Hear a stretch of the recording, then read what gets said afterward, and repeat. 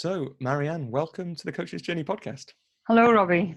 Nice to be here. Yeah, it's really nice. So, we were just saying a bit off air, but part of the reason we've been connected is through our mutual friend, James Bianco, who's a guest on another earlier episode. And he, in that episode and other times that I've spoken to him about his journey, has mentioned you. And, also it's exciting to have you on because, through the different bits of your work, and there are lots of them, and I hope we'll get into them across this conversation, you've had a really massive impact on lots and lots of people, including other people I know who you probably don't even know, whether that's through Firework or what, any of those parts.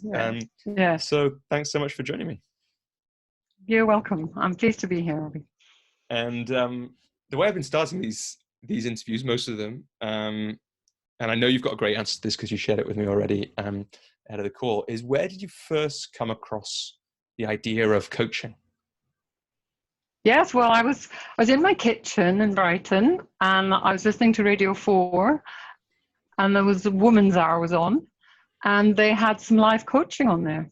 And that was in 1999, bloody eons ago, and I'd never heard of coaching. It was an American coach, Laura Berman-Fortgang, and she coached live, and I just thought, bloody hell, I didn't know that was a thing. Sounds fantastic. And I rang the helpline to find out more. I've never done that before or since. And found out all about it as a profession, and quite quickly signed up to a course. Do you remember what she was coaching people on? What those conversations were about? It was what they called life coaching at the time. So it was a kind of work-life balance type conversation. Yeah. And that's kind of early, isn't it? Yeah, very early. There's various things like that you can listen to now.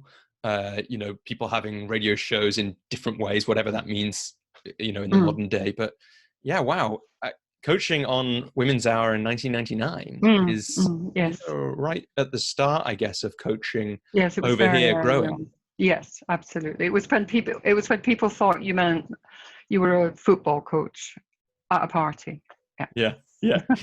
or all kinds of other weird things. But I mean, that still happens. Any coach listening knows that you still end up in some less so. But yeah, absolutely. And so, what were you doing at the time? You quite quickly after that signed up for a course, you said. Yes. So were you kind of listening out in life or yes, something like was. that? I was having a break. I'd been a consultant, a research consultant. So I had run my own business for quite a long time. But I had a kind of breakdown, and it was a crisis of fulfillment. I see it as now, looking back. I didn't enjoy being a consultant. And somebody asked me if I was fulfilled, and I burst into tears, I remember, and I gave it all up. And it took a while, and I sort of did volunteering, as lots of people do in periods like that. And I did craft stuff. I was decorating furniture, sold my stuff. I just took a while to recover, but I was certainly looking for something. I dabbled with hypnotherapy, so I was looking at working one-to-one with people.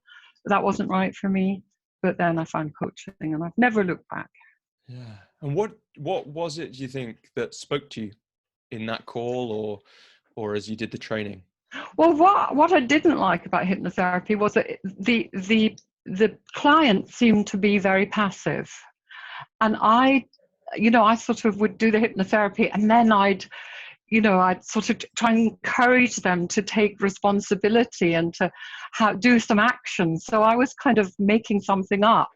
And I think that's what I like, the agency of the client, the partnership, but that you're not doing something to someone else. Yeah. That's what I loved about it, and got it really quickly when I heard that. And do you, it's one of those things, isn't it? Once you'd seen that, were there things in earlier in your career that kind of made sense as, that's why I like that bit, or that's why I was attracted to that? Or was it something new to see that agency piece as being very important? No, I think it was new, to be honest. I mean, I'm someone with agency. I've done lots of things where I've taken, just been decisive and, you know, gone for it. So but I notice that not everybody is like that, but sometimes they can be with a bit of support and encouragement. So yeah, it was new. I mean, I'd done quite a bit of personal development. You know, I'd gone to those 90s workshops. You know, I look back on them now, you know, change yourself in 7 days, you know, and all that stuff. Right. But I had done a bit of that, but that was just for me. Yeah. And it doesn't sound like the way, I'm not sure if it's just because you're looking back now, but it doesn't sound like they caught your imagination in the same way that the coaching did. No. I mean, they helped me develop as a person, have self-awareness, but I didn't want to be that person in the front of the room. So no. Yeah. Yeah. Interesting.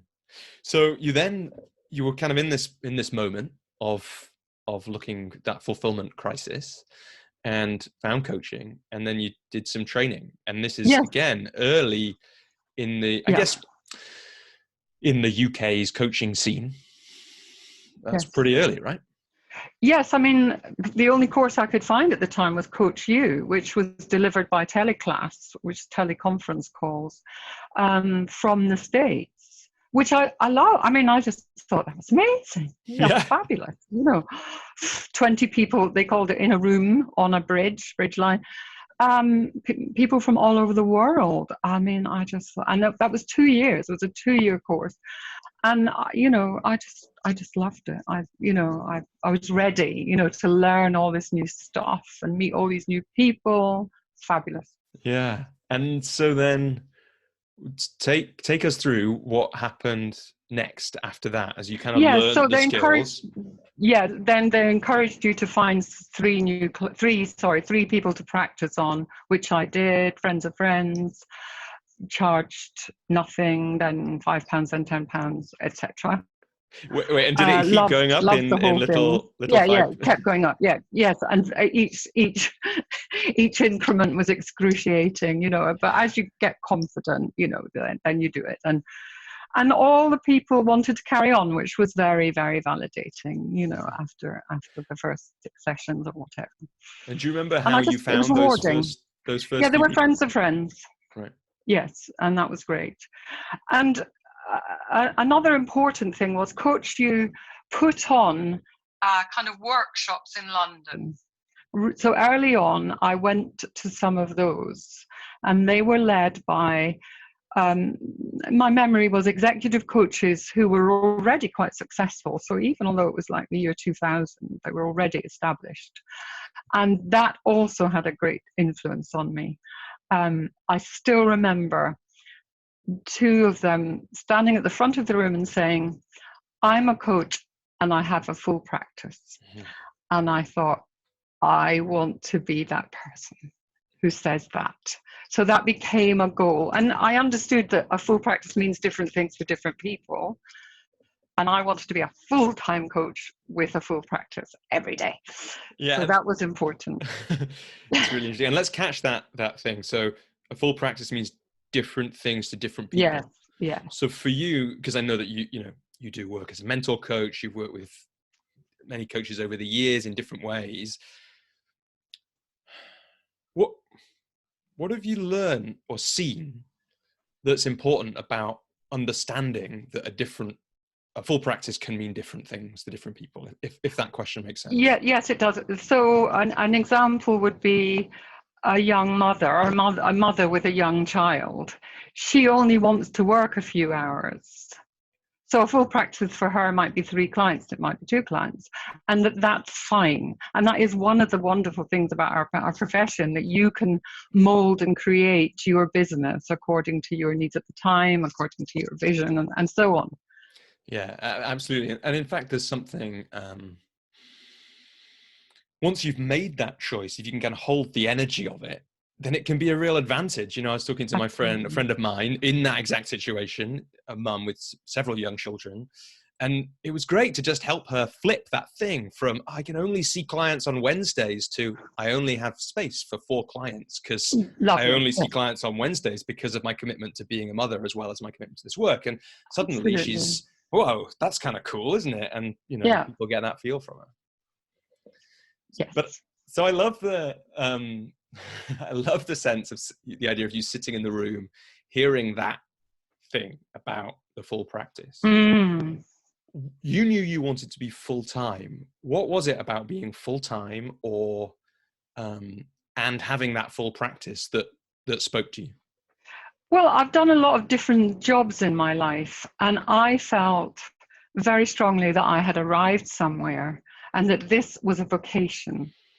This is what I want to do with my life. And all my life so far has led to me doing this now. And I'm going to give it everything. So, and later on, the people standing at the front of those Coach You workshops also said, I'm a coach, I'm a master coach. And that was another thing that I thought, I want to do that. That's for me. Because it was about, I'm taking this seriously, I'm a professional, I want to go as far as I can in this profession and do it for real, whatever it takes. That was really important to me. Yeah. Yeah, do it for real. Yes, yes. And so I wonder sometimes if that thing that you're talking about, that kind of commitment to it, to doing it for real, to the long term of it, is one of the key things that sets apart people who do manage to create a successful coaching business from people who don't. Now, I'm not sure about that, but it feels like once you know you're in it for the long term, then the picture of how you might act, behave, deal with rejection, at least to me, felt and looked quite different. Once I thought, well, am I in this for the long term? Actually, yes. And suddenly each no, for example, from a client, especially early on, doesn't hurt quite as much. It's like, okay, well, now I'm here for the long term. Yes. What do you think? Do you think that sense of being in it for real, of having that picture that you're going to get to being a master coach and that picture of the future, what impact did that have? Yeah. So for me, a big part of this is it's not just about the long term and building the business, although that is important, and we'll come back to that. It was also the professional side of it, that I am willing to take the exams and submit my coaching to external evaluation, be assessed. I felt that was important. I'm dealing with people's lives. And I knew coaches back then who refused to do that and said it's nobody's business. And I always thought there was an arrogance about that. There was an unprofessional. This is just my point of view. But I thought, well, no, we are a profession. I wouldn't like my doctor to be saying that. It's my dentist, No, I just do it. So I felt very strongly early on about that I believed in the professionalism of it.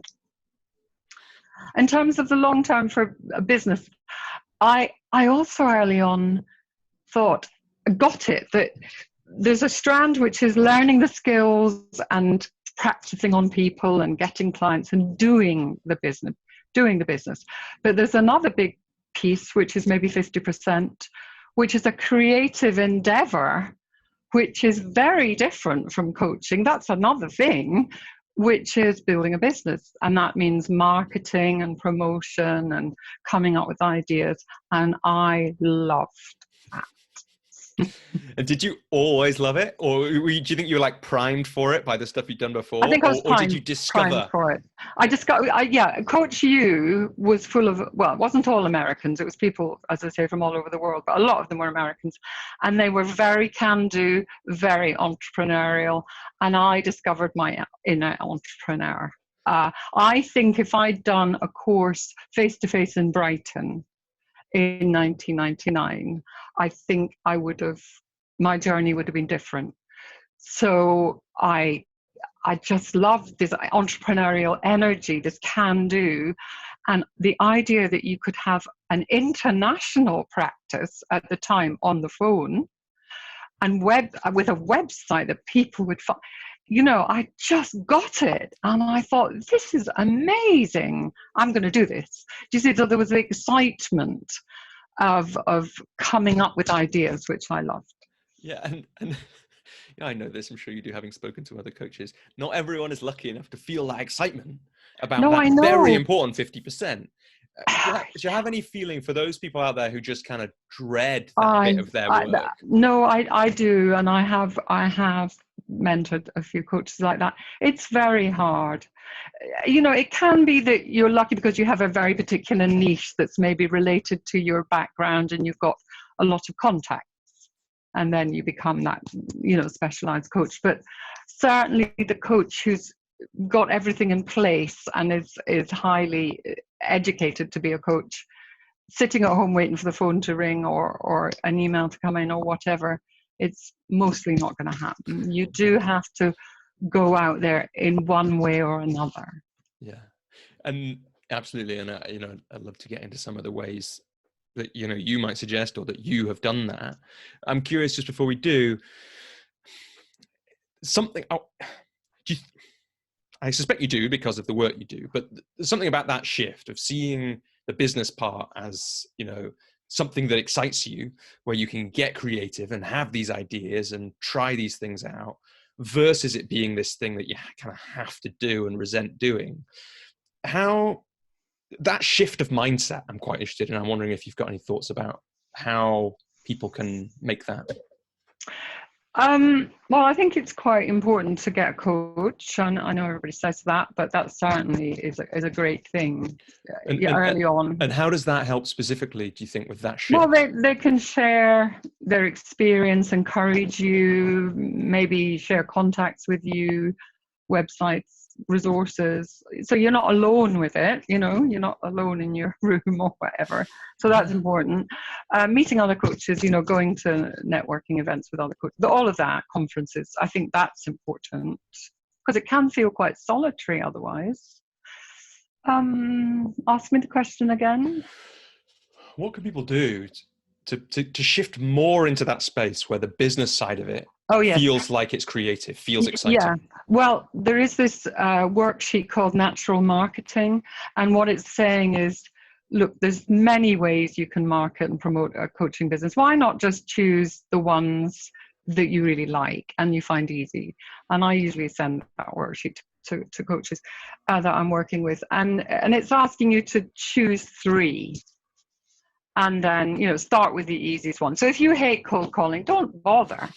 But, if you're a natural networker, so it sounds obvious, but actually it's sort of giving permission not to put energy into the stuff that you hate, which is a coaching thing, like, how can this be easy? Yeah, it's a great question. And I think there is something particular, maybe particularly in the internet age, about getting trapped in comparison with what other people are doing. And the coaches, I think, suffer from this, just like probably most professions do in different ways. But it's that sense of, if I am not writing a blog every week, I'm failing in building my coaching business or whatever that thing is. Yeah, how interesting. So you did the coaching training and you felt this feeling of this picture building up of the full-time practice and the master coach, which the spoiler is you achieved that, as far as I know. In 2005, yes. That was when you became accredited with a master coach? Yes. I did PCC first and then MC. And I did it in just a few years because I worked really hard at it and was very focused. Yeah. And it was what you were pointed at, right? Absolutely. Yes. And that does sound quick, because I don't know if you had to then, but you had to get a lot of hours for MCC. 2,500 hours. Yeah. So you got to that place. So those first 6 years, you worked really hard. What were the key moments? Key moments. One was a few years in getting a VA, which is one of my tips. Get a virtual assistant. Give away the stuff you don't like doing. I don't like invoicing. I don't like quite a lot of the admin, and, my VA charge is £18 an hour. And I charge more than that. So the logic is, free up some hours where you could be earning more than that. And also, she loves the attention to detail and does it very well. And I would make mistakes and have to have conversations with my client about the invoice that had the wrong thing. And, oh God. So it takes it away. So that was a high point. I recommend that. And it also made me feel, again, very professional. I'm a business owner with, an admin assistant. Yeah. And So that was a do you high still point. work with a Yes. VA, that VA now? No, I've had 3 different ones over the years. Yeah. And there's that continue. It sounds like that's continued to be a very freeing and important part of your work. Yes, absolutely. Even although now I only work part-time, I only have 5 or 6 clients a week now. I still have a VA. Yeah. And I guess there's something interesting about that. I have a friend who I often have conversations with where we talk about whether it's time for us to get an assistant or a VA in some way, and she's played with it a bit and I haven't yet.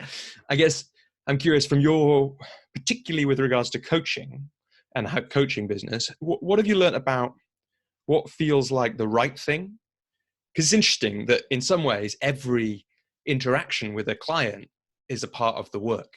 Yes. And so it's interesting. That's one of the places that I always come up to. It's like, oh, well, I love the idea, but actually those interactions with the clients are really important. And that might be one of the lines where you make a decision about who does what. And I guess my question, which is just about in this this thing that I'm saying, is what have you learned about, as a coach, what are the great things to delegate to a virtual assistant or someone like that? And what are the things which you try to pass on, or you at some points passed on and in different times have found it's good for you to do? And it sounds like invoicing, sounds like definitely and receipts, all that, the bookkeeping, that definitely. Early on, not early, sort of maybe halfway through, the VA that I had at the time, Julia, she suggested that she call herself my business manager, and she actually came up with ideas on making my business run more smoothly and, making my stationery more professional. She proofread my website again for me, and I send out a coaching pack, and then I have different coaching packs for different kinds of clients, and she would sort of make them look better and send them and so on. So and sometimes. Yeah, and I personally never wanted her to handle my diary. I know most people do, but I have quite a complicated life outside of my work, and I always have, and I just couldn't handle that. So nobody's ever handled my diary. Yeah, it's interesting that perhaps for similar reasons, perhaps for different reasons, that to me has always felt like an obvious thing that someone could do, but something that doesn't feel right for someone else to do for a bunch of reasons. No.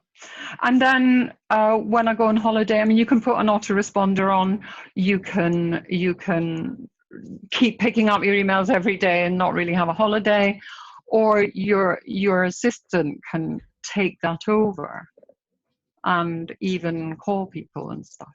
So that was also really nice. Yeah, interesting. So that was one of the key moments in that. So yes, and it's interesting. You said you got 5 or 6 clients a week. Now I'm guessing at the time you probably had more to get to those hours. Yeah. I regularly had 40 clients on my books. Yeah. And at the time, seeing them. Weekly, very, very variable. The model that I've mostly used was fortnightly, occasionally 3 times a month, and longer term clients, I still have a lot of those once a month. And coaches are typically once a month. So, yeah.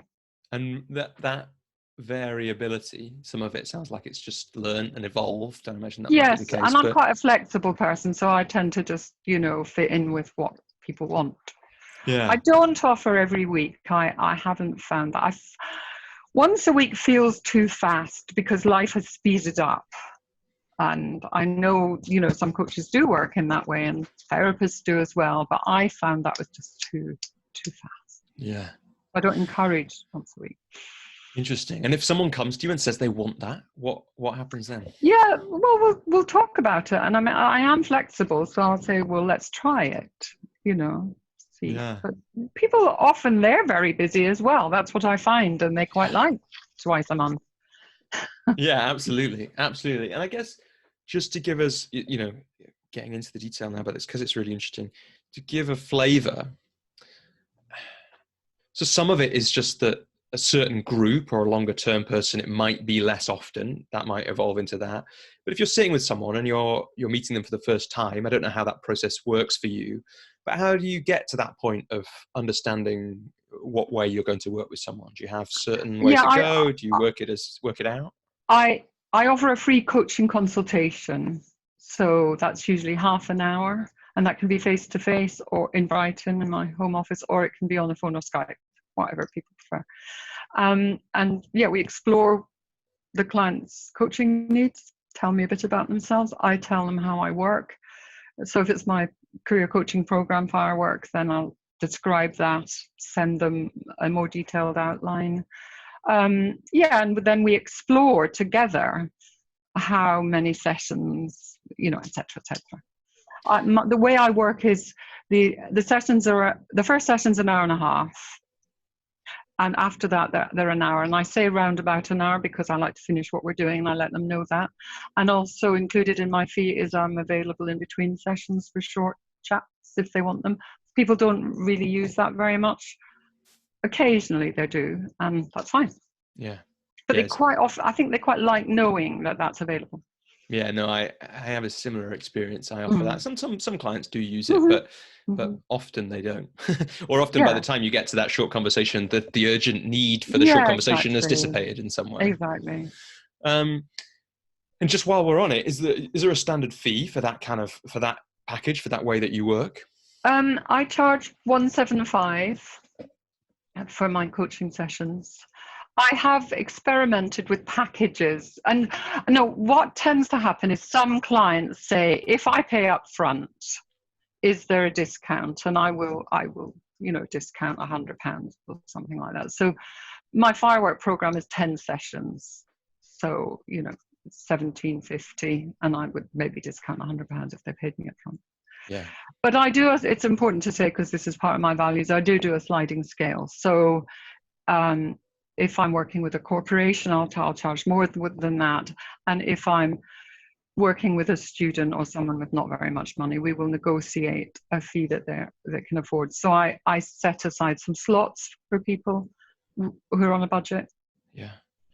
And there's something interesting, isn't there, while we're kind of in this space of money, about those moments where, it sounds like there's someone you want to work with, you'd love to support, but they can't afford the fee.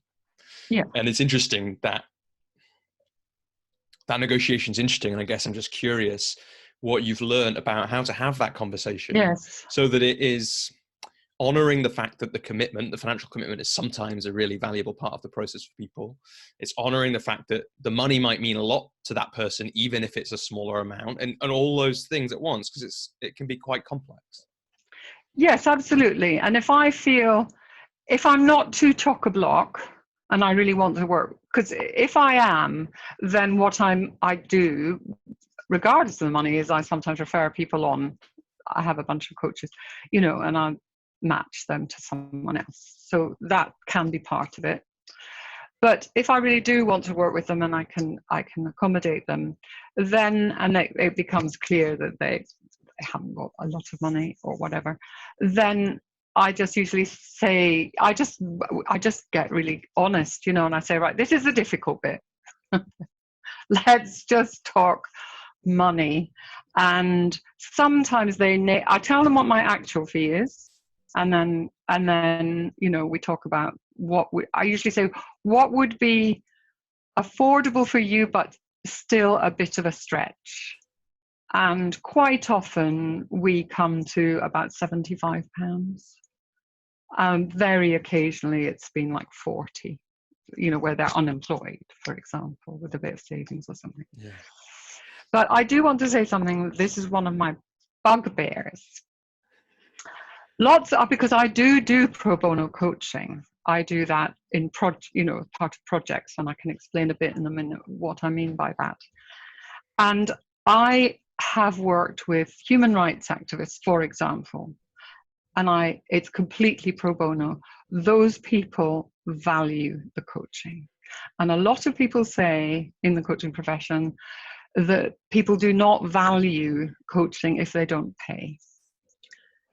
Now, my challenge to coaches is, well, how come we don't apply that in the corporate world? Yeah, that went through my mind straight away. I just finished working with somebody today, done quite a long engagement with someone. That man has never paid a cent for my coaching, but he's absolutely valued that time, and we were both sad to see it end. Absolutely. But also sometimes they don't, and they don't show up, and all of that stuff, and they're furious that they've been referred for coaching. All kinds of things are going on.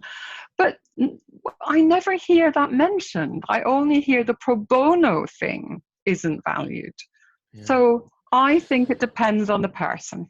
Yeah, and I guess there's a question, perhaps in my question about the fees and the conversation with people who can't necessarily afford what you normally charge, is that question, which is, how do you make sure when you're offering that they, because one of the ways, it doesn't always work. And I loved what you said about, a stretch, but you can afford it, but it's a stretch, because if it's too much of a stretch, then that changes the dynamic of the conversations too. But there is money can be the thing that helps people value the work. I agree. I agree. In the cases where it isn't, how do you, in your experience, how have you helped those people who aren't paying, whether it's they aren't paying the full amount or they're in one of the human rights activists who you're offering it pro bono to, how do you help them really value the work that you're doing with them?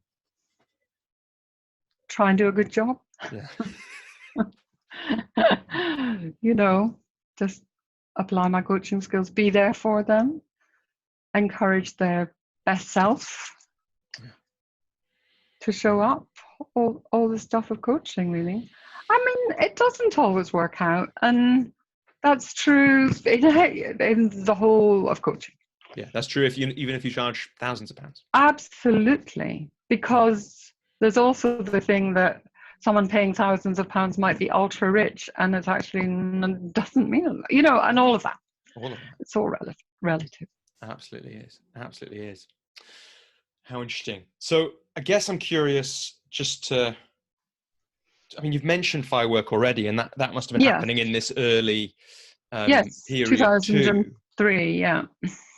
For people who don't know Firework, can you maybe tell us just a brief intro and then a little bit about how that came about? Because I think it sounds like it's been an important part of your story and the way you've built your business, and also as I know and from other people, and it's very valuable and has spread out now in lots of different ways. Yes, I'm very proud of it. Yeah, very proud of it.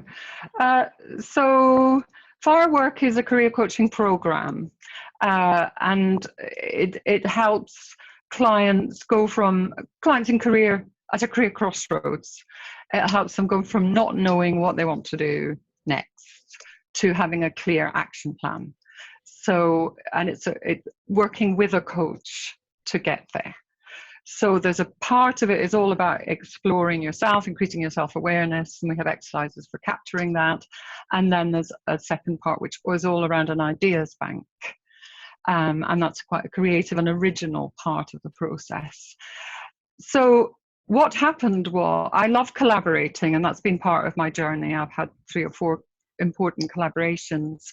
But early on, I found that a lot of people, very early on, I called myself a life coach. I don't anymore. But back what do you call yourself now? A career and personal coach. Although I do some executive coaching as well. But I found an awful lot of people coming to me saying they were at a career crossroads, but they were looking for life coaching. And I didn't really find that my training equipped me to help them in a way that I felt happy with, So we're just going to have 6 sessions, see where we go, I had a colleague, she became a friend, Kate Edmonds, who had moved to Brighton. She'd been a client actually years before, and she moved to Brighton and we became friends. And she was a coach, and she was finding that too, but her training was CTI, Coach Training Institute. And so we thought, gosh, maybe we should see if we could create something. So I've always worked Monday to Thursday on coaching, and then Fridays were for building my business and for projects. So we devoted Fridays to researching the field and meeting up and creating this program. And we had a great time. She's very different from me. We somehow complemented each other's skills and strengths. And we created the Firework program, and we trialed it with our own clients and tweaked it and so on. And then we thought, if we think there's a gap, maybe other coaches are finding that too. So we set up the Firework Career Coach Company, Firework Coaching Company, to train and license other coaches to use our program. So then I had 2 businesses, or 1.5 business, and that was very successful. But Kate then moved on. She didn't want to do it anymore, and she just said, like, you keep the business, I'm going to do these other things.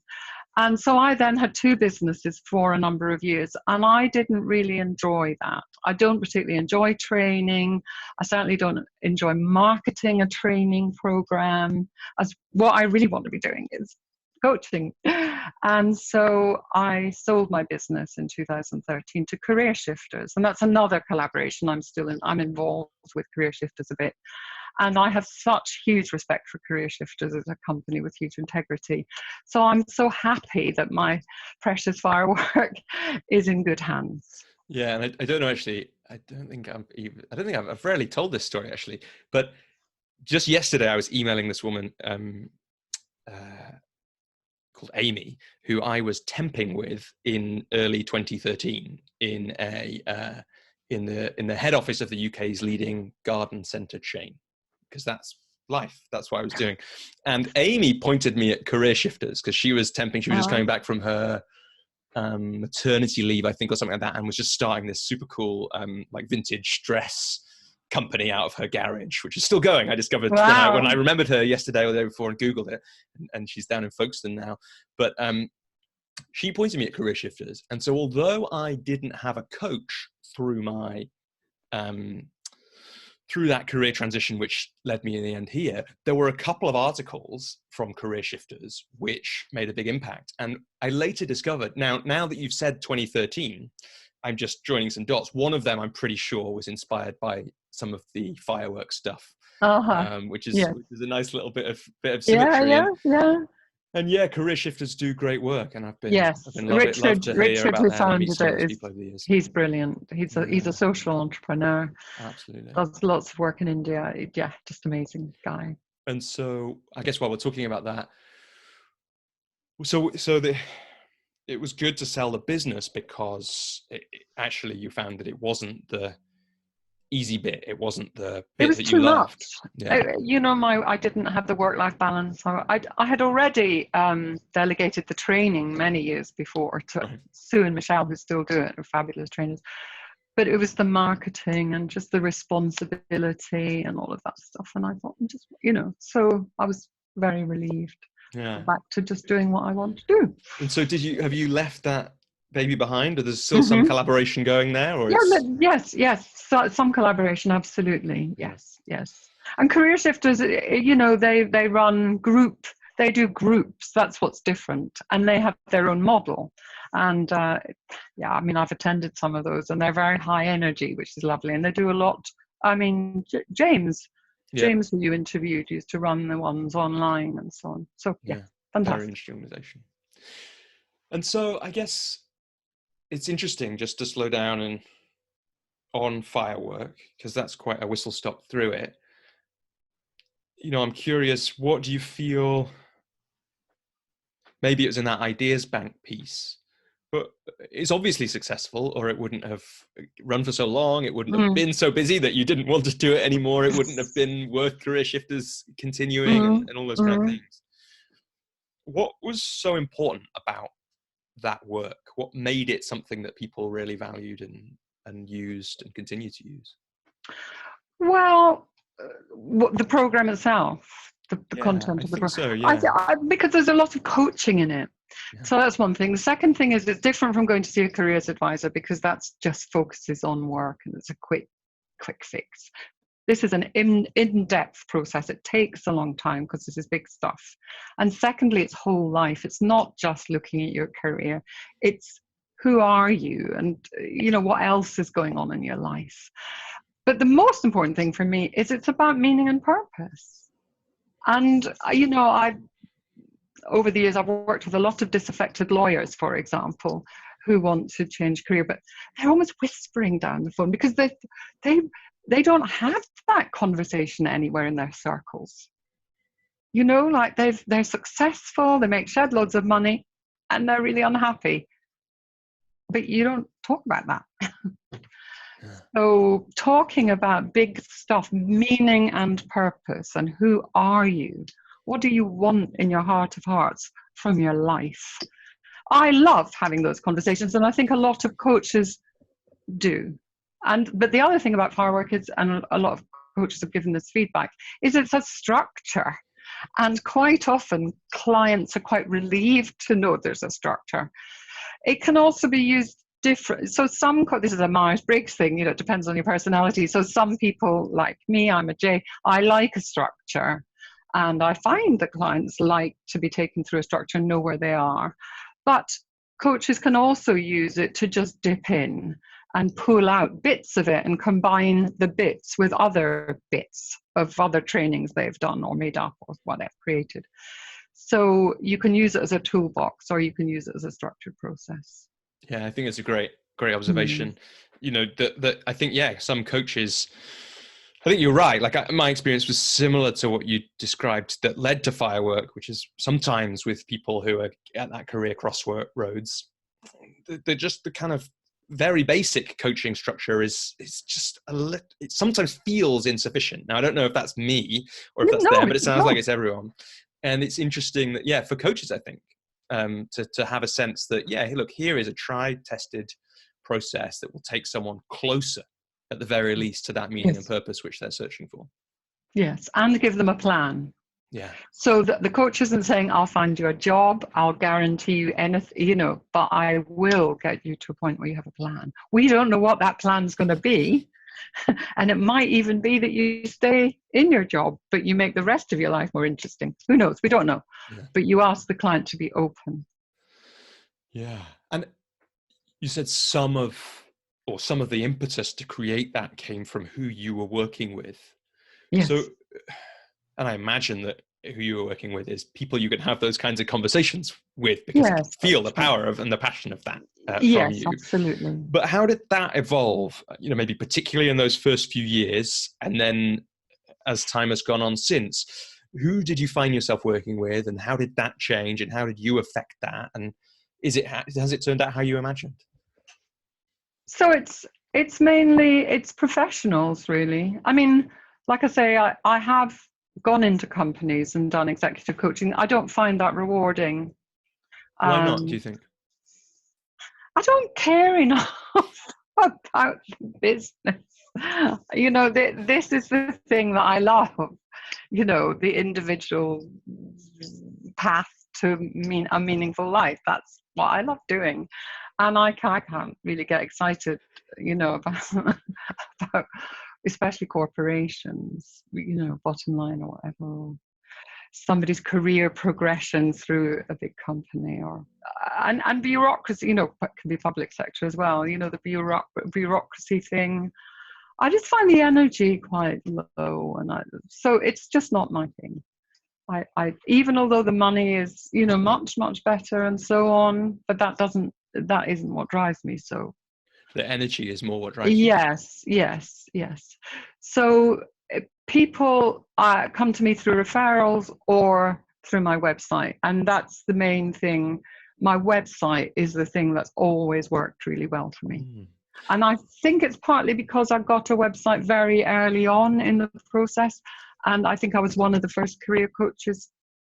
I felt I just made up that term. I don't know if it's true.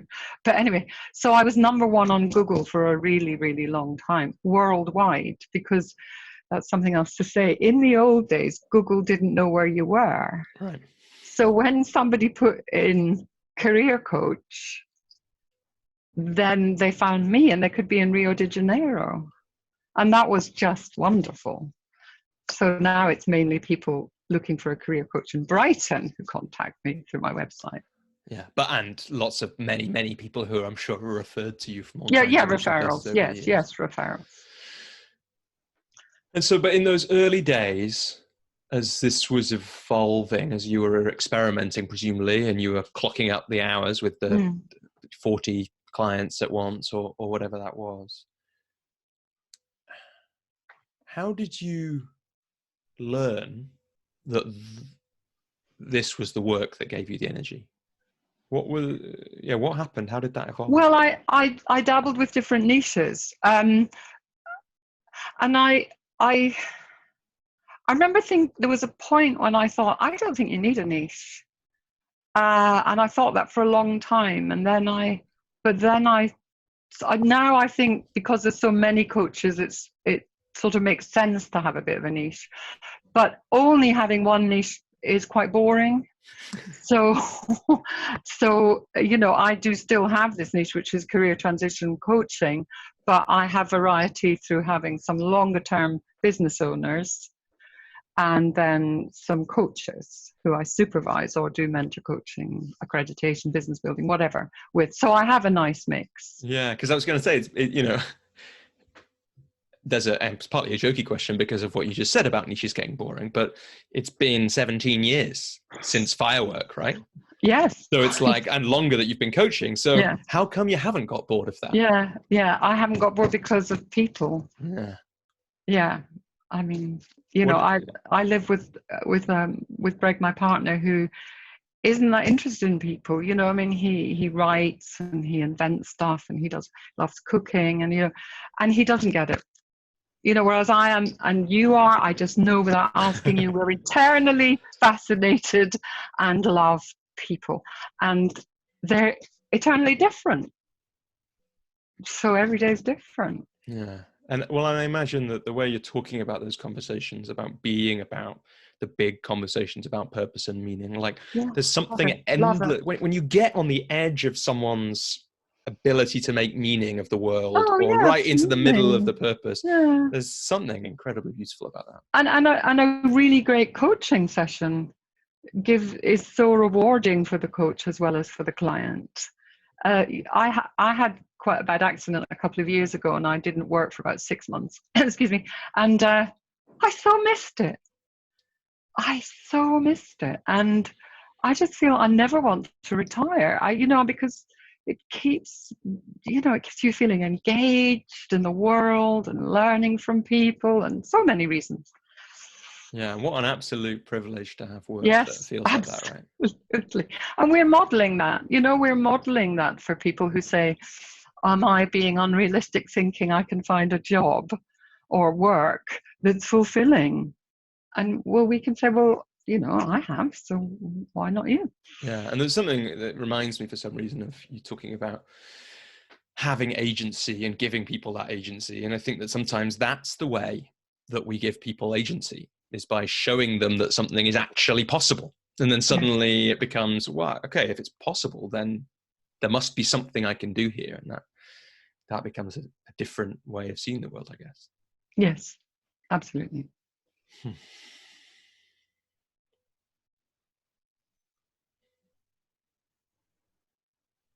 Feels like there's a bunch of ways we can move on the conversation from here. Mm-hmm. I guess because you do that work with coaches as well, and that's partly why this podcast exists, to support those people.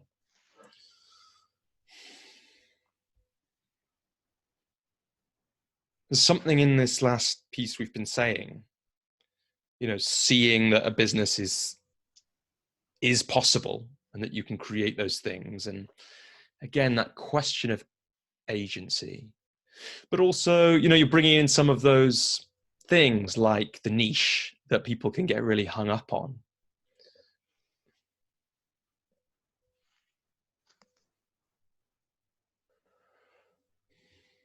What feels like maybe it's like, I don't know, you do the mentor coaching. Maybe it's just time to just move into that bit of your work now and just talk a little bit about that and how that evolved. So how you started to support other coaches and what makes that important to you? I think quite early on, I mean, I'm slightly embarrassed now when I think I'd only been coaching for a few years and I'm starting to help other coaches. But anyway. Yeah, tell me about it. Yeah. But I just felt quite evangelical about this profession and, and building a business. And I felt I had something to offer, So I like I say, my website was successful quite early on. So now there would be webinars, but back then I did teleclasses like Coach You did for coaches on creating a good website and what makes a website work well, and other ways of marketing your business. So I did that. But the other thing was, really early on, my phone used to ring all the time with people saying, I've just looked at your website and I'd like to know how to become a coach. And I just got a lot of those calls. So I would spend half an hour telling them the different routes. And so I put everything I knew into an ebook. And another thing that I kind of thought about early on was about multiple income streams. And so I thought, oh, well, I could sell this ebook and I could do mentor coaching, and that would be another income Why was stream. that in your mind early on? Why was multiple income streams because of Coach You. I think like hearing Americans talking about different ways of thinking about a salary or an income, that you don't just need to think about it in one way. The Americans call it making money while you sleep, passive income streams as well as and I was quite taken by that. I didn't really go down that road in the end. I mean, Firework was another income stream, so actually it was. But anyway, so I did create an ebook, which I used to update every year, but it was quite a lot of work updating the links and everything, so I stopped in 2013. But anyway, that was fun. I enjoyed that. I enjoyed researching and writing. That was fun. And I enjoyed helping coach clients build their business, and then later on, I became a mentor coach with ICF, so helping people go for ACC, PCC, and MCC, and I still do a bit of that. And then I became a supervisor with the Academy of Supervision, Academy of Coaching Supervision, and I do a bit of supervision now too. So it just kind of evolved into these various ways of doing it. I'm following what I love. Yeah. And it's that thing I was saying earlier, what a privilege to create a business and change a business and all of that stuff, according to how you're feeling. Yeah, it's really absolutely. nice. Absolutely. And so you've got the longer term clients now. You've got these people who are still around that sense of purpose and meaning and career, and some coaches. Yes. I guess I'm curious about, there's still also this kind of, whether there is, what is there in between Firework and now? There are other, what other things have you experimented with and tried and all those kind of things? Yes. Well, so a few coaches and myself, we came together and we called ourselves Mentor Coaches International. And we thought that there was a gap for mentoring coaches worldwide, not just in the UK. And we used to meet regularly and we spoke at various events and so on. But it fell apart. That didn't really take off.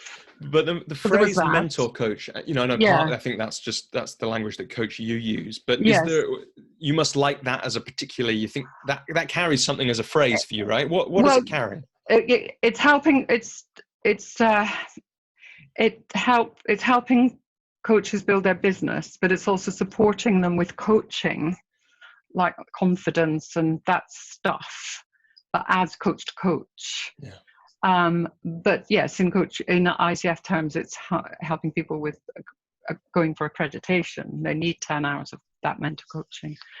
And then maybe there's some supervision in it, i.e. where they bring client issues to the call. Yeah.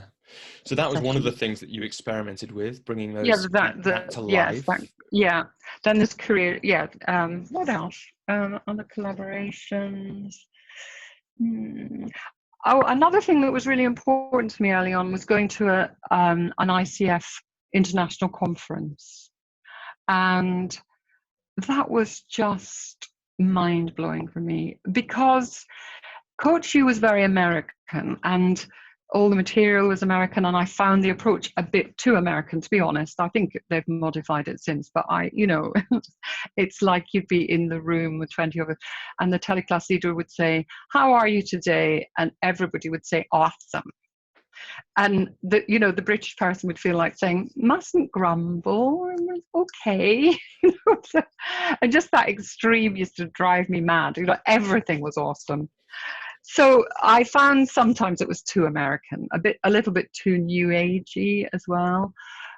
So when I went to this conference in Switzerland, which was in Grindelwald in the Alps, and there were French and German and, everyone from Europe, and there was simultaneous translation as well. And I do speak French and some German. And they had a slightly different way of approaching. The French had theoretical papers and, quoting Jung and you can imagine. And I just lapped it up and had a ball. And I loved that. So I do occasionally go to conferences and sort of enjoy that hearing different presenters and just meeting different people. Yeah, and it feels like, you talked about collaborations, but also these, the sense of isolation and these kind of, the ICF conference being a good example. It's like, it feels like finding ways to have your business not be just you all the time has been important. Yes. In Yes, your absolutely. work. Yes. What do you think that's given you? Well, something bigger than me. But also it is one of my values. Cooperation, collaboration is an important value for me. So I enjoy that. There's also learning. You just learn from others. And it's stimulating. It's, I go on to then have other ideas and so on. And one of the things I've done recently in Brighton is I've brought together some coaches that I know.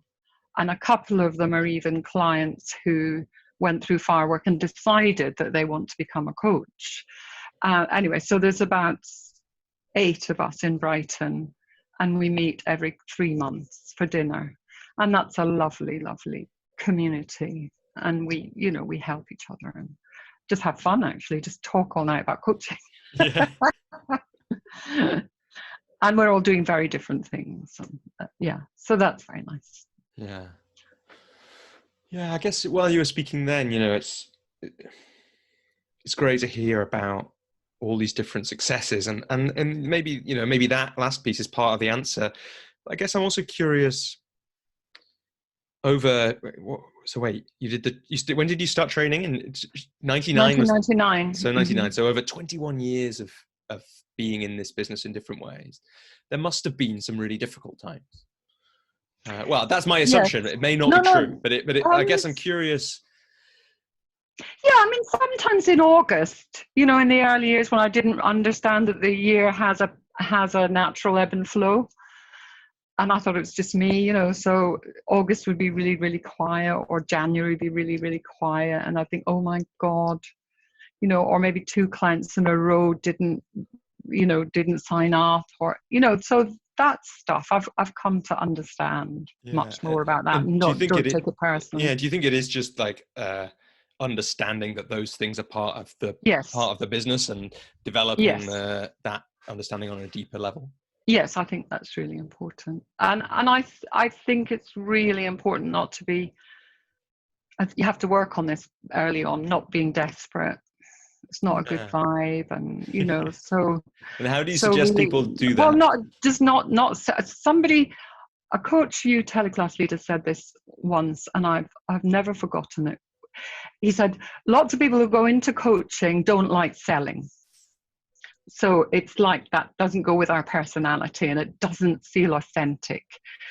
So don't think of that call, that first conversation with a prospective client. Don't think of it as selling. Think of it as giving information. You love coaching. You believe genuinely in the power of coaching. So all you have to do is communicate that passion that you have and belief in the power of coaching. And don't be attached to the outcome. So I've always found that really helpful. I don't try and there's a phrase, isn't there, in marketing, and closing the sale. Yes. I don't do any of that. I just think, because I don't like it when people do that to me.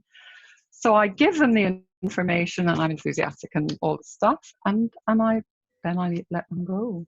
Yeah, beautiful. And cycling back to that kind of, it was me who brought it in, wasn't it? But that idea of the long game, trying to close someone is not a long game tactic, because that person, if they don't like being closed, will never come back, right?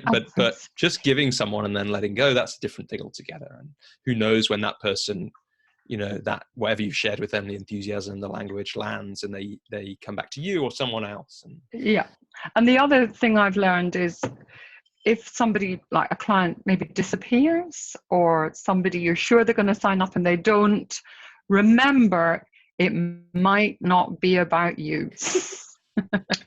Yeah, in fact, it's good, isn't it, to hold that it's probably not about you. It's probably not. It's almost certainly not about you. A million things could be happening in their life right now. Their house might have fallen down.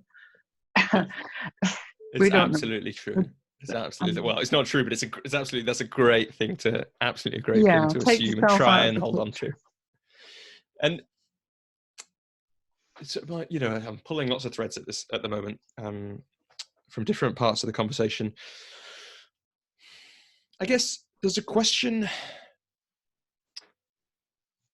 It sounds like from the start, you got to the top of Google. Perhaps it was just by good timing, but also by the skill that you showed, or how you managed to make that work. I guess that means you've always been reasonably visible in your work.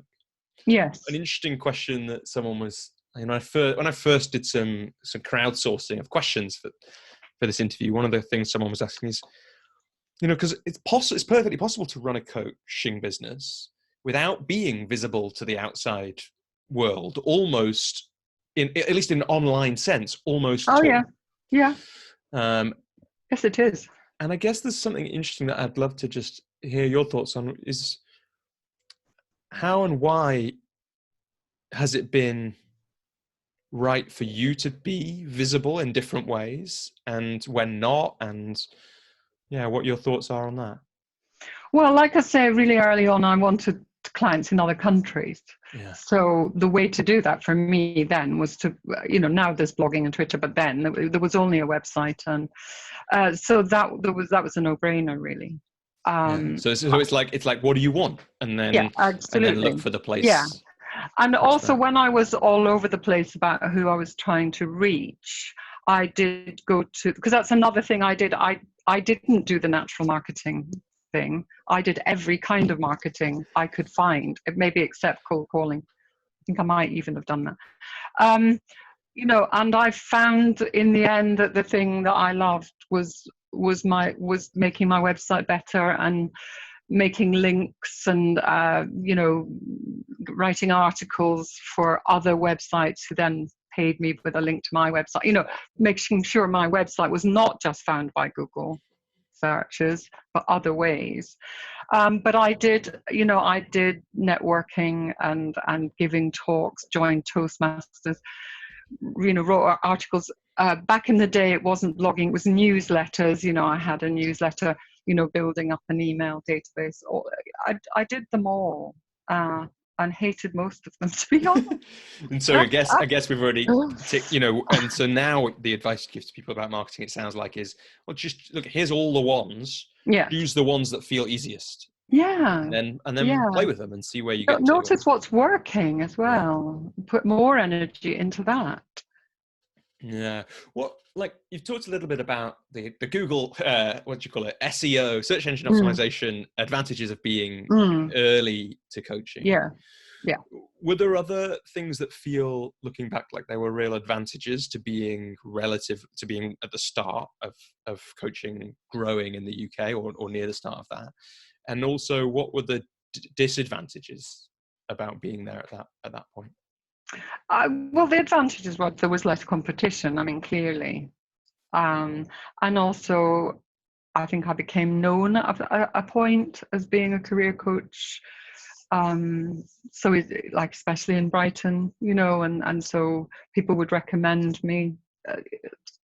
Locally, there wasn't a lot of competition. Do you see? So I worked with a lot of people in Brighton, and then referrals. So the more that's how it works. Disadvantages in being, it was harder to, like I say,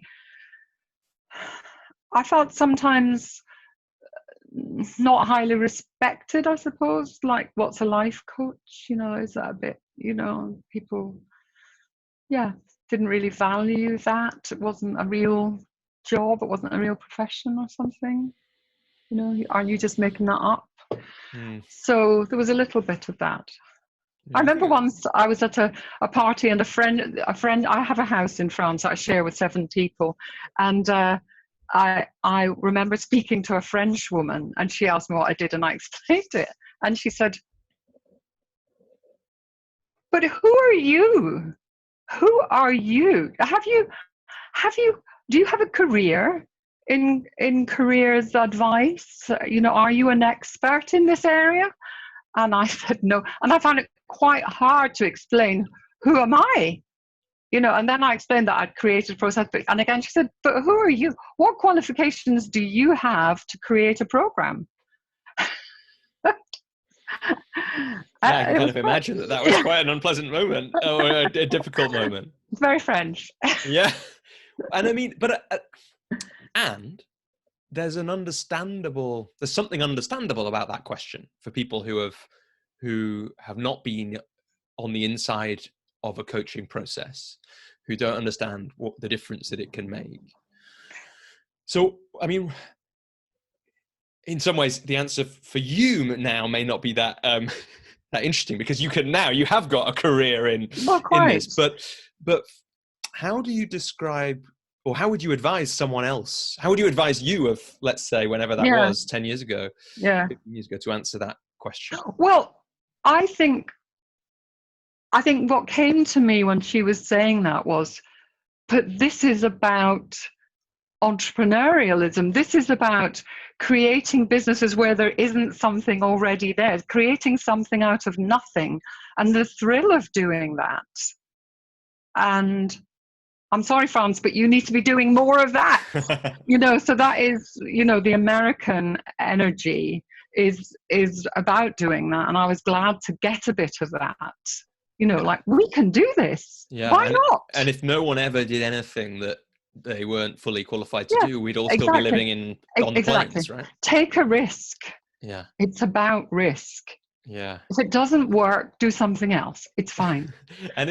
So for coaches who when faced with that question now, if someone said, "But wait, who are you to do this?"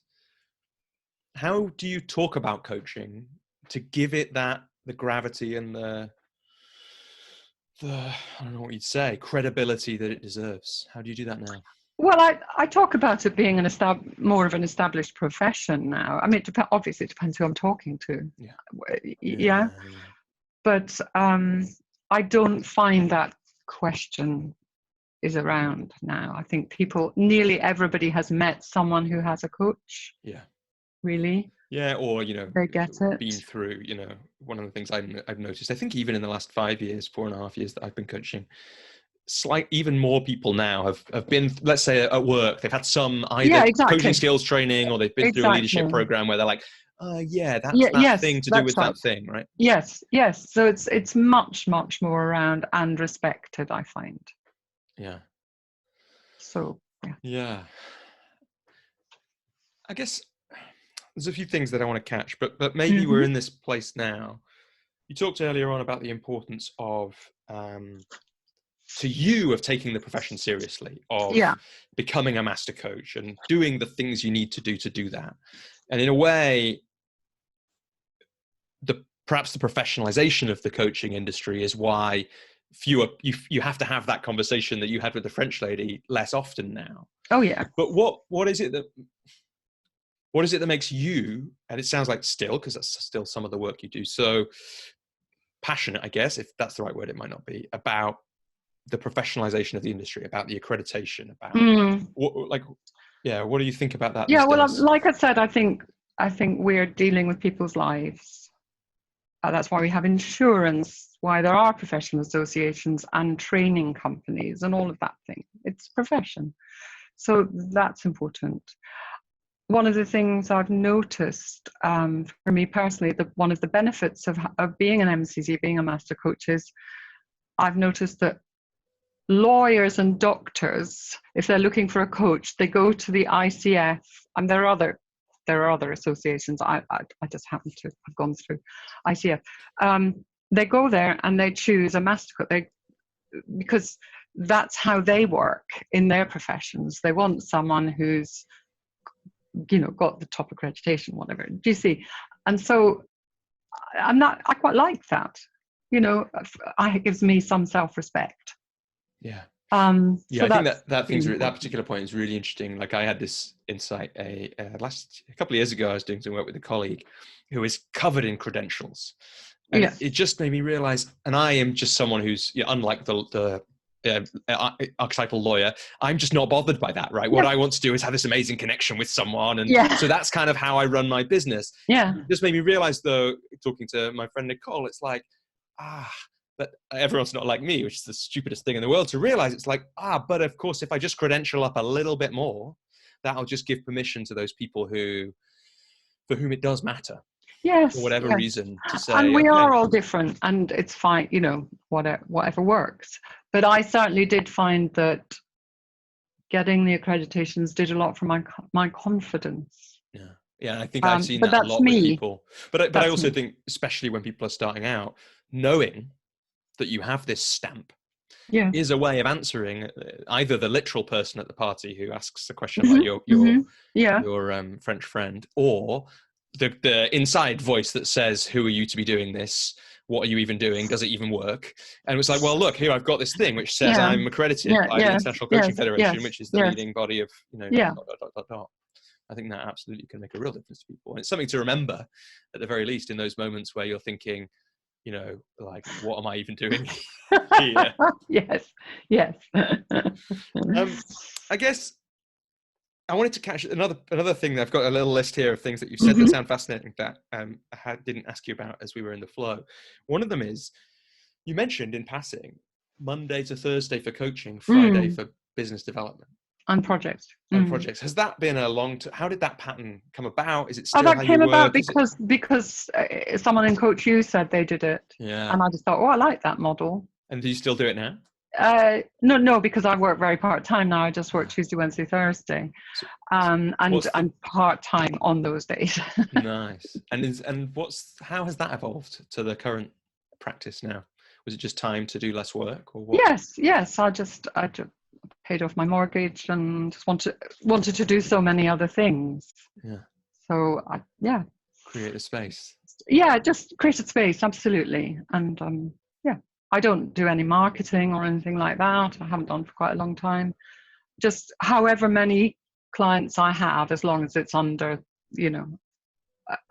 about 6 a week, is fine. But if it's only 2, I'm very happy as well. So it's a nice place to be. And so what was the advantage of that? I mean, I can kind of feel the advantages of it, but of that break from the advice from the coach on Coach U between coaching and business development and projects? Well, it's there's another phrase that I really liked, which is wearing certain hats. So it's like on a Friday, you take off that hat and you put on this hat, so you're giving yourself permission to do research or, go out and meet people or work on your website, whereas on the other days you're this person, you're in coach mode. And I remember hearing that as very good advice, like, some coaches, when they start out, they don't give up the day job, so they're part-time doing something else, which is a good model when you're starting out. You have to pay the training school and all of that, as we know. And the advice was, which I absolutely love, is, on the days that you are coaching, put on a coaching hat. And even if you only have one client that day, you are a coach.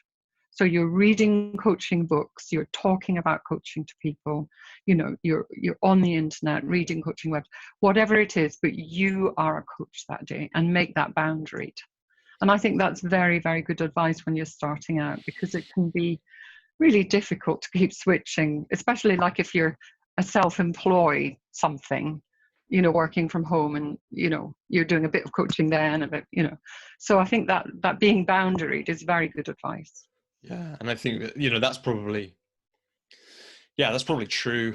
Whenever you're creating something, you talk about creating something from nothing, right? If you're Yeah, creating something from nothing, yeah, creating a time when this is the time when you're creating, even if you're not exactly. the whole time doing the coaching, make it coaching Yeah. time. I think that's probably great advice. And yeah, I like the idea that later on you actually did have someone who was your business manager. That might be the hat that you could put on for your Friday, right? Is have the business manager hat. But actually, you also said, I'm not even going to do this. No. That's great.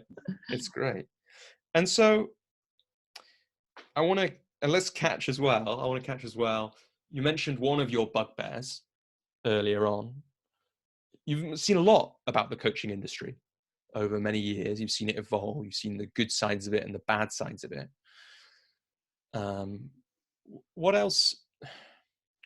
What else do you kind of look at the coaching industry, the coaching world about, and not feel completely comfortable with? I there's a phrase, where were all the coaches when the banks went down?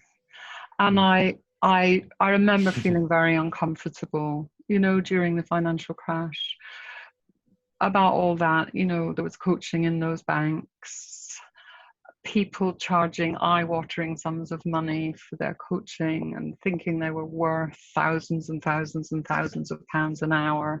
But at the same time, we were talking about the greedy bankers. So I felt there wasn't a conversation about value. And so there's that. But nowadays, I don't think about that so much. But what I feel uncomfortable about is when people, and I've seen this at conferences, speakers do this, boasting about their association with a global brand.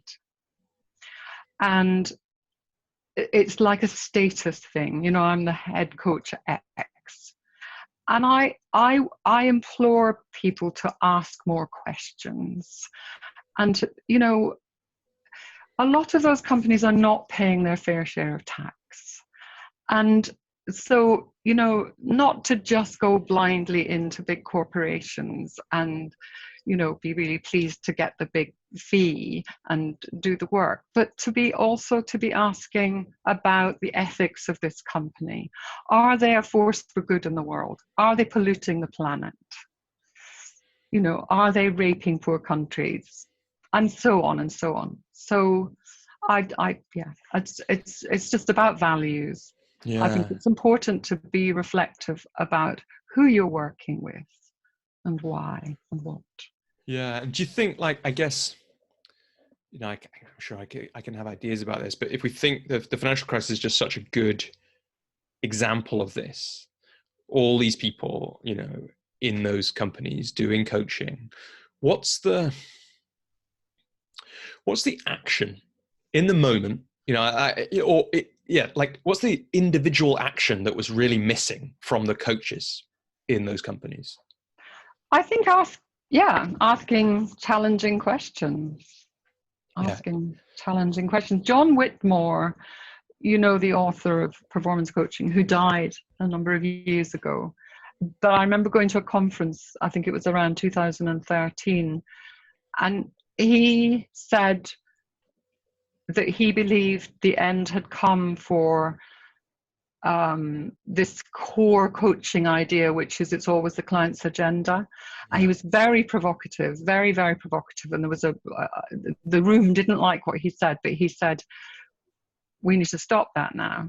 And you need to take a stand in these companies and bring up challenges about what companies are doing in the world. And I don't know if I agree with, so my position more is maybe don't work in those companies. Because just to catch that though, that position, because that position is also difficult as you think about it. It's like if all the people who care about right and wrong don't go and work in a certain company because it doesn't do right and wrong, then absolutely. we get stuck, don't we? So it's That's very right. interesting. No, there are. It's just that's my position. I prefer working with individuals and not going into the company. But I went to an association for coaching meeting recently, and it was meant to be 40 people, and there was 150 people there, and it was all about this stuff, mainly around the climate emergency. But you know, what are we as coaches doing about the climate emergency? And, you know, people were talking about being in companies where they felt very uncomfortable because they knew the carbon footprint of this company was huge. And, you know, and so it was lovely. It was lovely to be in a room where we were talking about this stuff. And that's something that I feel very strongly about, is being an active citizen.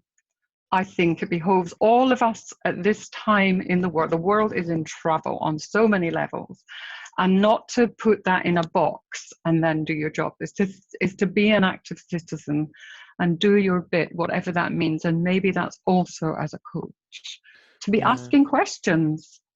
It feels to me like there's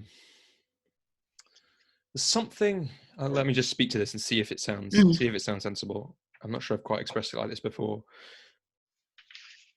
I wonder if what John Whitmore was saying, let me get this.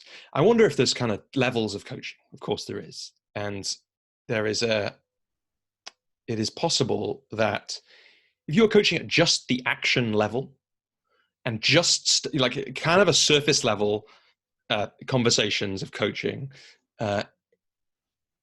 then just staying at the client's agenda actually may get risky, because you may be coaching someone into fraud, into like, I mean, yeah, any of the things you said and more, right?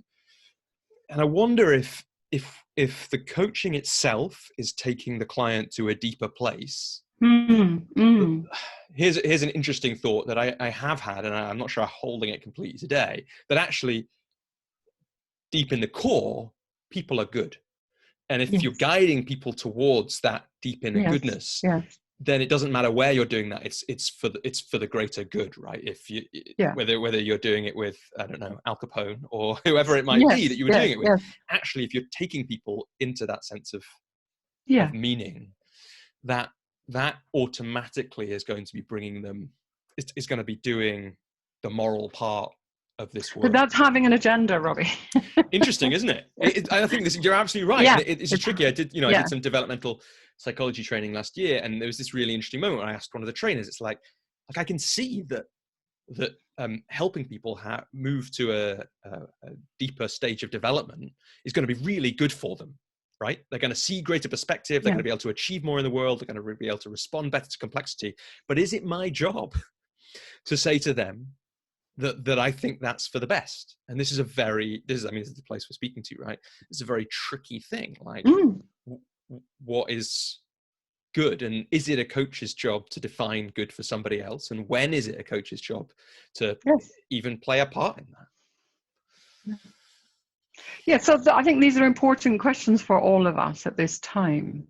And what came up on this course, on this workshop, was important questions for coach training schools also to be thinking about. Have you personally had times where you've met with a potential client or worked for a little while with a potential client and found that thing happening? Or no, you haven't been necessarily into the companies, but you found yourself realizing that there's been a kind of ethical clash, for want of a better phrase? I mean, recently I was coaching a guy who has his own business, and he's run ragged, really, and he's not sure he wants to carry on doing it, but doesn't know what else to do. And, you know, he works for high street shops and as a freelancer, and he's paid incredibly well, and he goes all over the world. And something I said at some point, and but he told me this, so I don't know what the words were, but it was something like, I'm curious that you're working so hard when it's only stuff, or it's only clothes, or it's only fashion. I can't remember. He had never thought about that. He saw his work as creative. He's a creative. He knows he's in retail, but so puts that out there, and he knows he makes a lot of money. And this was a huge thing that happened to him. So there was a clash in that sense, that we were both seeing the world differently. But anyway, so so then the conversations after that were just wonderful. Yeah. Just so interesting. And in a way, that sounds like kind of perfect coaching, because what's happened is he gets a more complete picture and a more true picture of the world from that insight, which, Yeah. Another person for whom that wasn't significant wouldn't have heard or remembered whatever phrase you said, right? Yes. He gets a more complete picture and you get to move forward from there. But so it sounds like it hasn't really happened that I'm struggling. I don't want to be too prejudicial about different organizations, but you haven't found yourself working with someone and just gone, do if you do this work, I can't work with you anymore. No, because I don't go in. I did early on and I didn't like it. So I just stayed away. Yeah. And mostly, is this I your mean, experience? to be fair, I've had some senior executives who want, because that's the other thing that happens is some people choose to have an external coach, and I've struggled a little bit with their values, but I always try to be there for the client, so they're paying me, not the company, and and they're a human, right?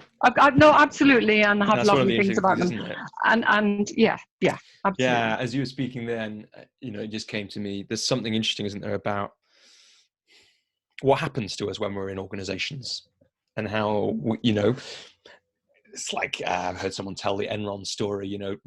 Almost no one in Enron set out to have a massive integrity gap. There was just something about the culture. These people who are listening can't see I'm doing this finger very close to thumb gesture. It's like everyone just allows their integrity to slip by half a centimeter. Groupthink. Before you know it, the whole thing is built on fraud. And it's interesting.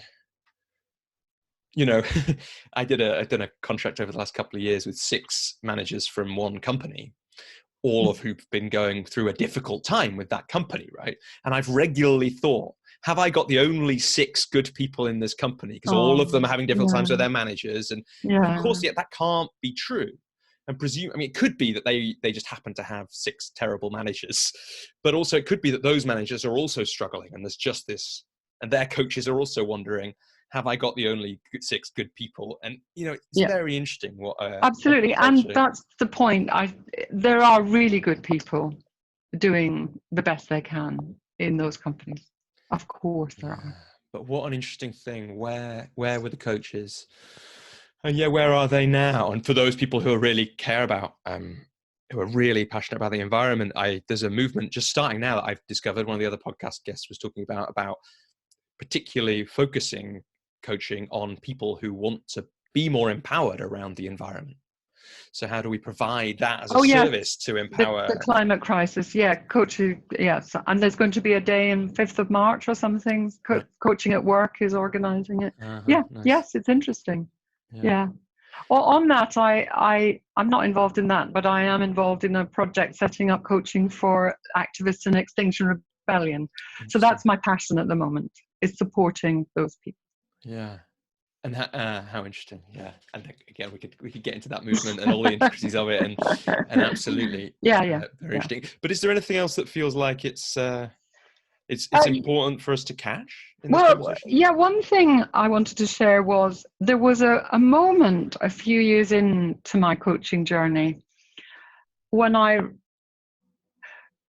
basically, I said to you that I was going to coach you workshops, and most of the people there were very corporate at that time.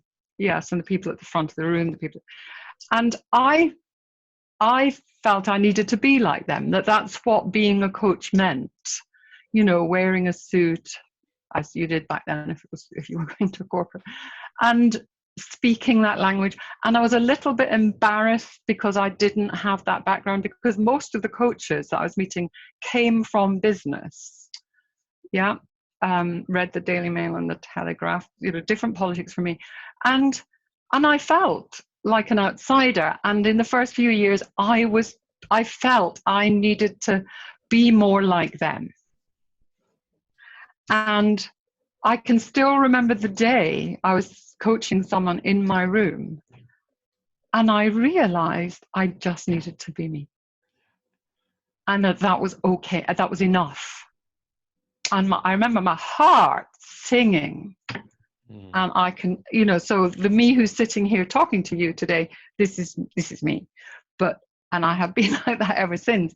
But those first couple of years, I was Yeah. embarrassed about having been an activist when I was young, and all kinds of things I kept hidden away.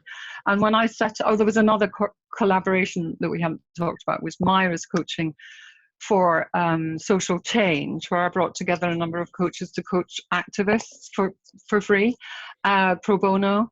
And I loved that work. And the woman that I did it with, Alma Neville, she died sadly, so it doesn't exist anymore. But for a while we did that. And I remember coaches saying to me, why are you doing that? You won't make any money. I think the coaching profession has changed. And I was going to say that really now, changed. if you are the Telegraph reader in the room of coaches, Yeah. you're the one who feels embarrassed to say who they are, right? So we want to do good in the world. There's a change of ethos. Yeah. But in the beginning, it was different. It was about making money and helping companies make money. That was the main thing, and helping people, progress with their fantastic alpha career. That felt, and again, I was American, so to be fair, there were things happening in the UK parallel to this that I wasn't part of, but this world that I was in was all like that. And I, in my naivety early on, felt I need to be like this too. Yeah, and it sounds like the insight was I can be me, and that and opens of course, things up completely. And authenticity now is a big part of what we talk about. Of course it is, and that's lovely. But I think a thread of all these conversations on this podcast, but including this one, is that's also how to create your business, right? Be you, and find the 3 things on the marketing worksheet that are the ones that are most you, and do them. Yes. Don't faff around doing what other people do. And come across on your website as you.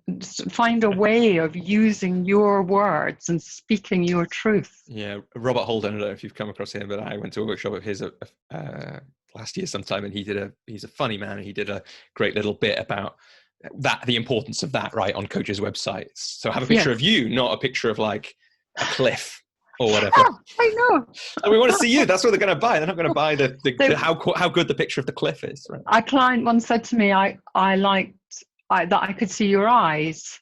There's just something about connecting, because you are selling your service.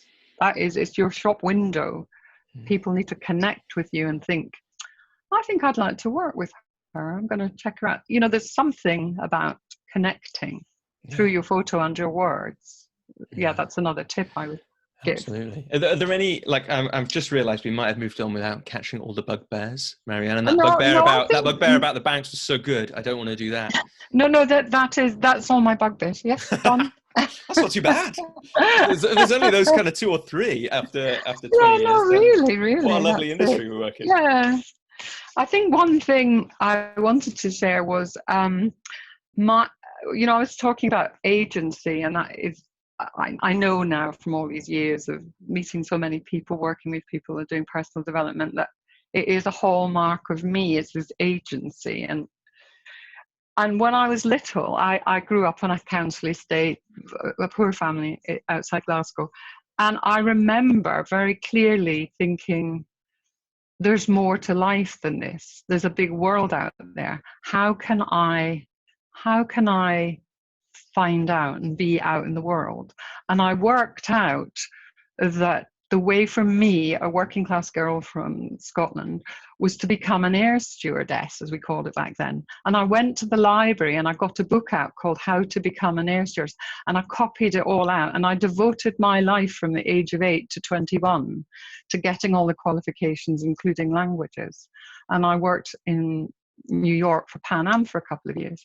And I'm very proud of that wee girl, but I also realized that having that focus and working towards it got me where I needed to get to. I wasn't a victim, I didn't think, poor me, I did it. And so I do encourage people, clients, to find that agency and focus to go for what it is. Once they're clear about what it is, that you can do it. Yeah, and with that story in mind, such a great story, right? It's no surprise to me then that you then once you'd done that, like you could do anything, right? Then it's Yeah. not a big deal to start to create a career framework, because you've got No, the embodied experience yeah, of yeah, setting yeah, out on a yeah, 13-year yeah, yeah, journey yeah, to success, which yeah, being based in New yeah, York, flying around the yeah, country yeah, / world. yeah. Uh, Do you but have a sense and of sorry, carry where? on. I'm just wondering, it's going to be guesswork because of its memory and things, but why do you think 8-year-old you had that thought that I can set out and work at this and do it?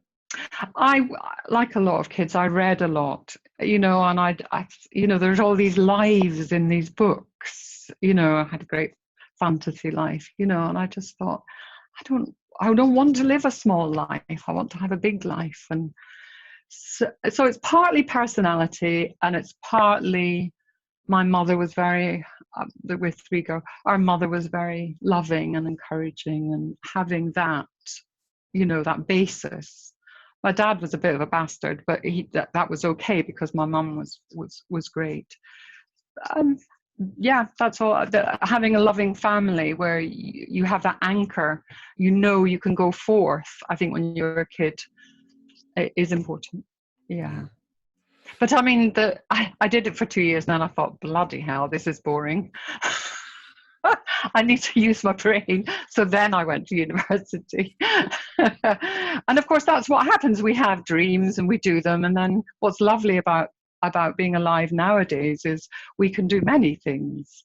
There's no more jobs for life, and that's difficult in some ways, but it's also, with technology and everything, we can have many, many careers. And we're so fortunate to have this. Yeah, and it's one of those things that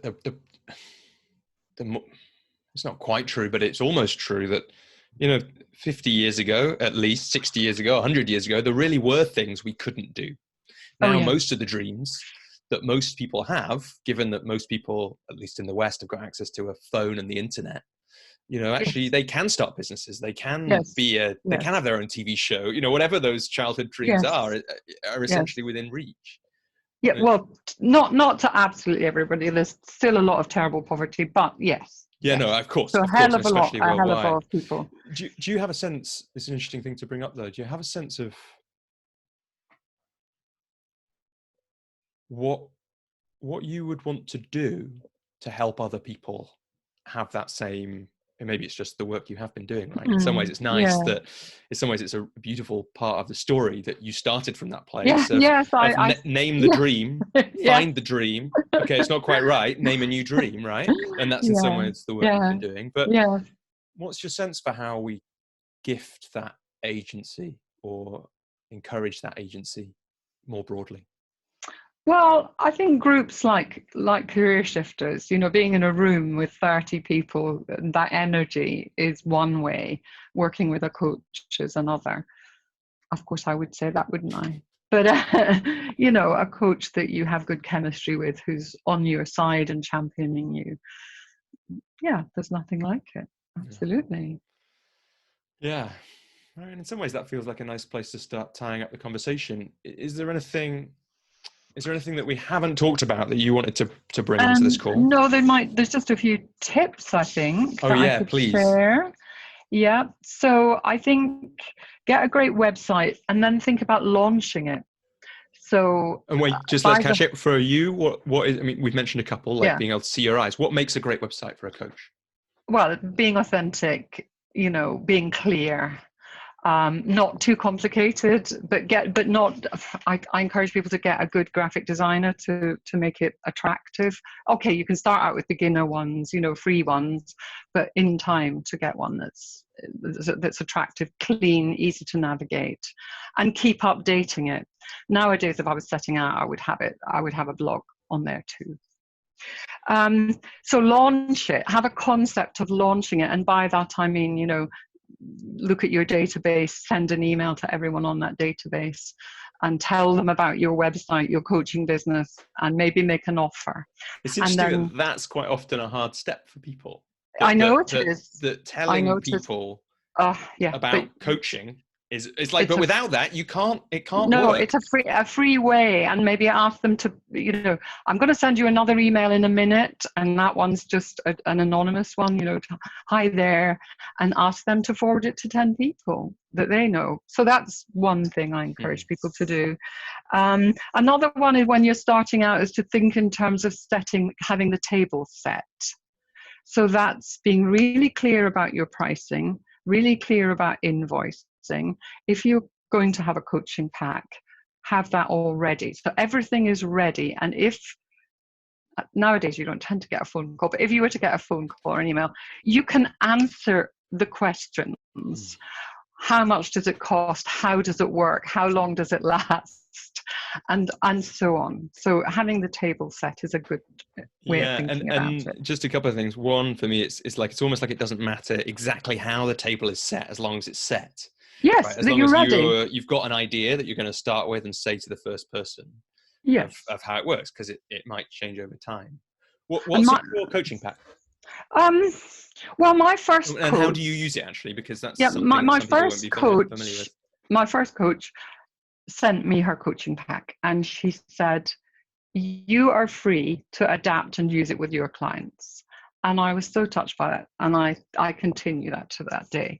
So it was adapted. It's very different now, but it's got some questions on it, like what inspires you, so it's some coaching questions to enable the person. It's got the wheel of life on it, so it's asking them to write a short life story highlighting the highs and lows of their life, things like that. But then if they're a career client, then there's some career questions too.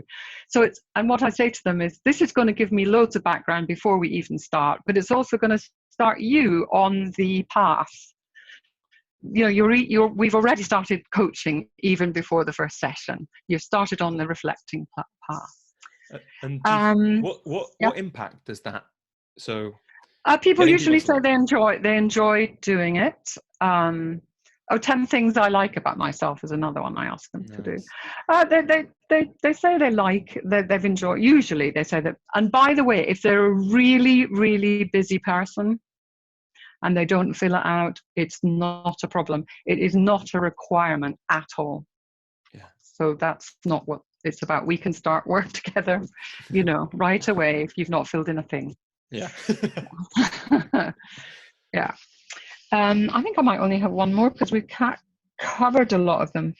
Yeah, if you networking, so going to networking meetings, I don't particularly like those. And early on, I did them because I hadn't worked out that women in business. I thought women in business might be my target market, and they weren't, but I still did anyway. And what worked well was saying to the organizers, I can run some events for you.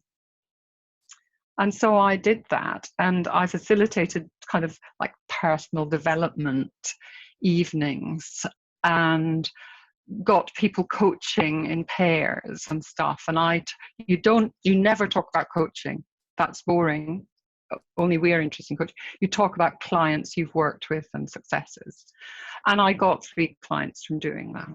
Yeah. And so I think what do you think gave you is it that same part of you that set out to be the air hostess? Like, what gave you the confidence to make that suggestion to people and then to do it? Presumably there was a first one.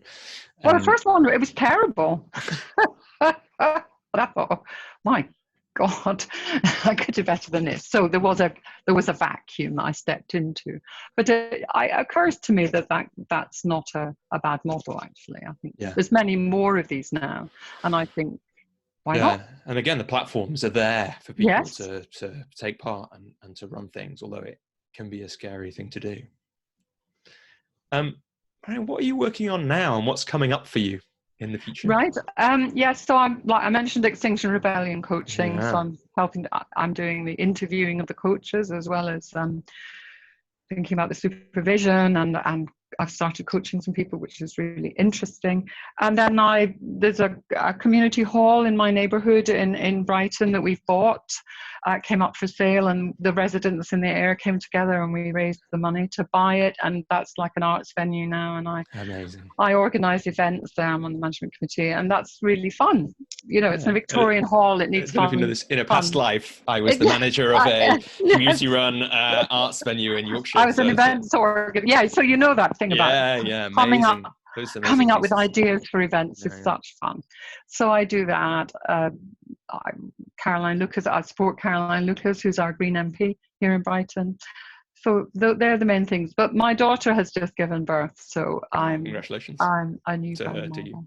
Oh, yeah, so I'm going to be helping out there once a week. Yeah. So we're. Yeah. Well, Marianne, sounds like you've got loads going on. Mm. Is there something, just as a last question, is there something that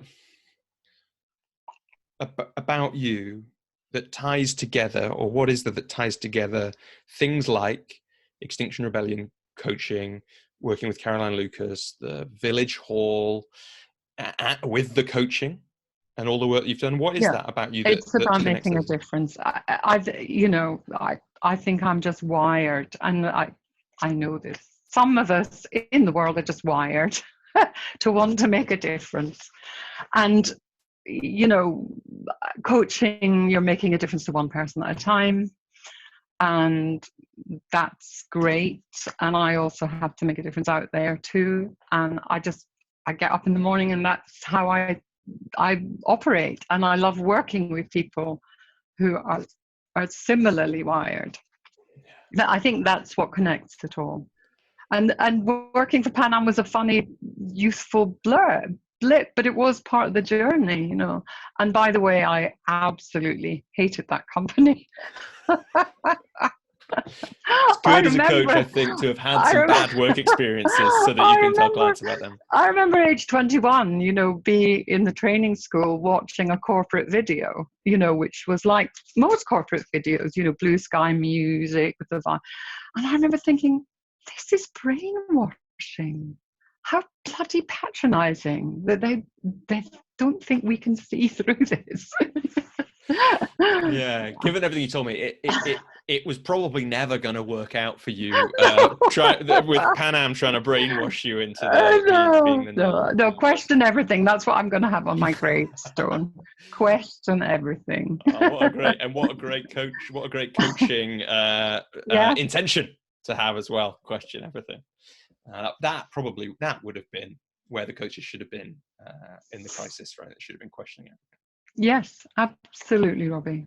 Marianne, it's been such a pleasure. Thanks so much. I've enjoyed for being it. so open, for letting us go all over the place in your work and life. We did, didn't we? I know that anyone who listens is going to get loads out of this, and I think lots of people will be particularly, for many people, captured by this, the kind of final piece, the final third of this conversation, maybe as we've been getting into the moral side of these things, and how do we use this work for the good of the world, and that connection for you of making a difference. Yeah. So thanks so much. Thanks for the opportunity. I hope it all works. I hope definitely. You captured the recording. Yeah, me too. All right. Bye. Until next time. Bye.